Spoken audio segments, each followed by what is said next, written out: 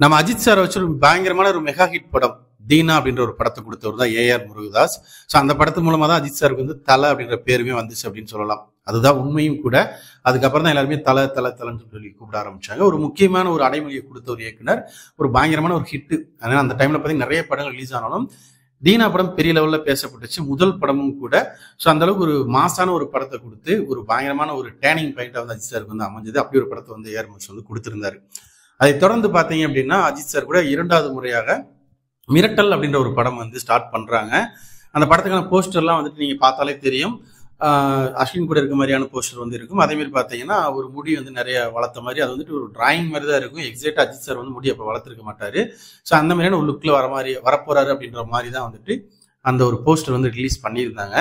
2 days shooting கூட போனாங்க. அதுக்கப்புறம் வந்துட்டு நிறைய சிக்கல்கள் படத்தில் வந்துட்டு அஜித் சாருக்கும் ஏஆர் முருகதாஸுக்கும் வந்துட்டு பிரச்சனை. அதனால வந்துட்டு படம் வந்து எடுக்கல. ரெண்டு பேரும் படத்தை வந்து டிராப் பண்ணிட்டாங்க. அதனால வந்து அதுக்கப்புறம் வந்து அஜித் சார் வந்து வேற படங்களுக்கு போயிட்டாரு, இவர் வந்து வேற படங்களுக்கு போயிட்டாரு அப்படின்ற ஒரு கான்ட்ரவர்சி போயிருந்தது. ஆனா இன்னொரு பக்கம் என்ன அப்படின்னா, இந்த படம் வந்து ஏஆர் முருகதாஸ் வந்து இந்த படத்துக்காக மொட்டை எடுக்கிறேன்னு கேட்டதாகவும், 6 பேக் வைக்கணும் அப்படின்ற மாதிரி கேட்டதாகவும், அது முடியாதுன்னு சொல்லி அஜித் சார் சொன்னதாகவும், ஏன்னா அவர் வந்து அடுத்து நான் கடவுள் படம் பண்ற மாதிரி இருந்தது. ஸோ அதனால முடியாது அப்படின்ற மாதிரி சொன்னதாகவும் ஒரு தகவல் ஒரு பக்கம் இருக்கு. அதனால வந்து அஜித் சாரை விட்டுட்டு சூர்யா சார்ட்ட வந்து இவரோட பெர்மிஷன் இல்லாமையே வந்து அவர்கிட்ட போய் மிரட்டல் படத்தோட கதையை வந்து சொன்னாரு. அந்த கோபம் தான் அஜித் சார் வந்து படம் பண்ணல அப்படின்ற மாதிரியான ஒரு கான்ட்ரவர்சி போயிட்டு இருந்து, அந்த மாதிரி தான் இப்போ வரைக்கும் எல்லாருமே நினைச்சிட்டு இருக்காங்க. ஈவன் நானும் கூட அப்படிதான் நினைச்சிட்டு இருந்தேன். அதே மாதிரி இப்ப ரீசெண்டா வந்துட்டு ஒரு பேட்டி எடுத்திருக்காங்க. ஏஆர் முருகதாஸ் வந்து வலைப்பேச்சுல பிஸ்மி அவர்கள் வந்து பேட்டி எடுத்திருக்காங்க. அவங்களுமே வலைப்பேச்சுல 2 பேருக்குமான இஷ்யூ வந்து இந்த மாதிரி தான் இருந்துச்சு. அதனால வந்துட்டு கூடிய சேர்க்க மாட்டார் அஜித் சாரை அப்படின்ற மாதிரி தகவல்லாம் சொல்லிட்டே இருந்தாங்க. ஆனா இப்ப ரீசெண்டா பாத்தீங்க அப்படின்னா மதராசி படத்தோட ப்ரொமோஷனுக்காக அவர் பிஸ்மி அவர்கள்கிட்ட இன்டர்வியூ கொடுக்கும்போது இந்த வார்த்தையை வந்து பிஸ்மி அவர்கள் கேட்கிறாங்க. ஏஆர் முருகதாஸ் வந்து இப்போ ரீசெண்டா வந்துட்டு அவங்களோட டீம்ல அஜித் சாரோட டீம்ல வந்துட்டு அவரோட பிறந்தநாள் அன்னைக்குன்னு நினைக்கிறேன். ஸோ அன்னைக்கு வந்துட்டு எல்லாரும் ஒன்னா இருந்து போட்டோ எடுத்திருந்தாங்க. நீங்க அந்த ஃப்ரெண்ட்ஸ் லிஸ்ட்ல வந்து இருக்கீங்களா, அஜித் சாரோட என்ன பேசிட்டு இருக்கீங்களா, ஏன் அந்த டைம்ல வந்துட்டு நீங்க படம் பண்ணல, எதனால டிராப் ஆச்சு அப்படின்ற ஒரு கேள்வியை வந்து முன்வைக்கிறாரு. ஸோ இன்னைக்கு ஒரு உண்மையான ஒரு விஷயத்த சொல்லிட்டாரு. அதே மாதிரி அந்த படம் உருவானதுக்கு முக்கியமான காரணம், அதாவது ஒரு முக்கியமான ஒரு விஷயத்த எப்பயுமே வந்து அஜித் சார் பார்த்தீங்கன்னா ட்ரெண்ட் செட் பண்றதுல அவர் தான் வந்து ஃபர்ஸ்டா இருப்பாரு. நிறைய ட்ரெண்ட் செட் பண்ணியிருக்காரு. ஸோ அப்படி ஒரு விஷயத்த அதுல வந்து அவர் பண்ணணும்னு நினைச்சிருக்காரு. ஸோ அதுக்கு முக்கியமான காரணமா அஜித் சார் இருந்திருக்காரு அப்படின்ற விஷயத்தையுமே சொல்லியிருக்காங்க. அவங்க என்ன சொன்னாங்க அப்படின்னா, படம் ஸ்டார்ட் பண்ணோம், 2 நாள் ஷூட் போனோம், சஞ்சய் ராமசாமியா நடிச்சிருந்தாரு. ஆனா வந்து இந்த படத்துக்காக மொட்டை எடுக்கணும்னு நான் வந்து சார்ட்ட கேட்டுட்டு இருந்தேன்.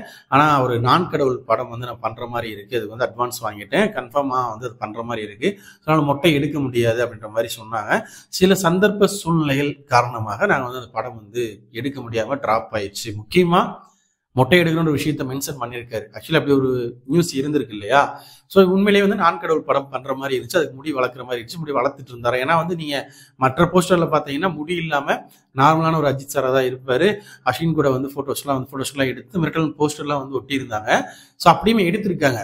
ஆனா வந்துட்டு மொட்டை வந்துட்டு எடுக்க முடியாதுன்னு அஜித் சார் சொன்னதாக சொல்றாங்க. ஏன்னா வந்து அடுத்த படம் நான் கடவுள் பண்ணணும், அதுக்கு முடி வளர்க்கணும்னு சொல்லியிருக்காரு அப்படின்ற மாதிரி சொன்னாரு. ஆனா இன்னொரு விஷயம் அதை மென்ஷன் பண்ணியிருந்தாரு, எந்த ஒரு மனஸ்தாபமும் இல்லை, இந்த மாதிரி சுச்சுவேஷன் இருக்கு, நிறைய படங்கள் அடுத்தடுத்து படங்கள் வேறு இருக்கு, அதனால வந்து இந்த பக்கம் அட்டகாசம் படம் ஒரு பக்கம் பண்ற மாதிரி இருக்கு, அதனால வந்து பண்ண முடியாம போச்சு. ஆனா அஜித் சார் தான் வந்து எனக்கு இந்த படத்துக்காக, இந்த படத்துல இந்த ஹீரோயினுக்கு நல்ல பேர் கிடைக்கும், இந்த படத்துக்காக நான் 6 பேக் வைக்கிறேன் அப்படின்ற மாதிரி ஒரு விஷயத்த வந்து சொன்னார். எனக்கு புதுசா இருந்தது. எனக்கு அப்படி ஐடியா தோணவே கிடையாது. ஏன்னா அப்ப வந்து இந்த கலாச்சாரமே கிடையாது, 6 பேக் வைக்கணும் ஒரு ஹீரோ அப்படி ஒரு கலாச்சாரம் கொண்டே வரல. ஃபர்ஸ்ட் டைம் அஜித் சார் தான் வந்து பிளான் பண்ணி எனக்கு சொன்னாரு. ஸோ அந்த ஒரு பிளானிங் தான், அந்த ஒரு எக்ஸ்பீரியன்ஸ் தான் எனக்கு அடுத்து சூர்யா சாரை வச்சு பண்ணும்போது அந்த ஒரு வாய்ப்பு வந்து அமைஞ்சு நாங்கள் 6 பேக் வந்து வச்சு அந்த படத்தை எடுத்தோம். அந்த ஒரு வாய்ப்பு மூலமாக தான் நான் 5வது படமா அமீர்கான் படம் பண்ணேன். ஸோ இதுக்கெல்லாம் காரணம் அஜித் சார் தான். எனக்கு முதல் வாய்ப்பு கொடுத்து என்னை நம்பி கொடுத்தாரு. அதனாலதான் 5வது வாய்ப்பா வந்து எனக்கு அமீர்கான் படம் கிடைச்சது அப்படின்ற மாதிரி சொல்லியிருந்தாரு. ஸோ உண்மையிலே வந்துட்டு பெருசா பிரச்சனை இல்லை அப்படின்ற மாதிரி தான் சொல்லியிருக்காரே தவிர பிடிக்காம விலகிட்டோம் அப்படின்ற மாதிரி சொல்லலை. அடுத்தடுத்து படம் பண்றதுக்கு எங்களுக்கு அந்த வேவ் லென்த் வந்து கரெக்டா அமையல, கண்டிப்பா வந்துட்டு வாய்ப்பு இருந்தால் கண்டிப்பா பண்ணுவோன்ற மாதிரி தான் சொல்லியிருக்காரு. ஸோ இது வந்து ஒரு மிகப்பெரிய ஒரு தப்பான ஒரு கான்ட்ரவர்சியாவே இருந்தது. ஸோ அதை வந்து அப்படி எதுவும் கிடையாது அப்படின்றத மறுபடியும் நிரூபிச்சிருக்காரு. இருந்தாலும் அந்த படத்துல அஜித் சார் பண்ணியிருந்தா வேற லெவலில் இருந்தது. அந்த ஃபுட்டேஜ் கூட இருக்கும் அப்படின்ற மாதிரி சொல்லியிருந்தாங்க. ஸோ இந்த படம் அஜித் சார் பண்ணியிருந்தா எப்படி இருக்கும் அப்படின்றத கமெண்ட் செக்ஷன்ல மறக்காம கமெண்ட் பண்ணுங்க. நம்ம சேனல்ல போகிற வீடியோஸ் பிடிச்சிருந்தா லைக் பண்ணுங்க, கமெண்ட் பண்ணுங்க, ஷேர் பண்ணுங்க. அப்படி நம்ம சேனலை கொஞ்சம் சப்ஸ்கிரைப் பண்ணி சப்போர்ட் பண்ணுங்க. அப்பதான் அடுத்தடுத்த வீடியோஸ் போறதுக்கு மோட்டிவேஷனா இருக்கும். Thank you friends.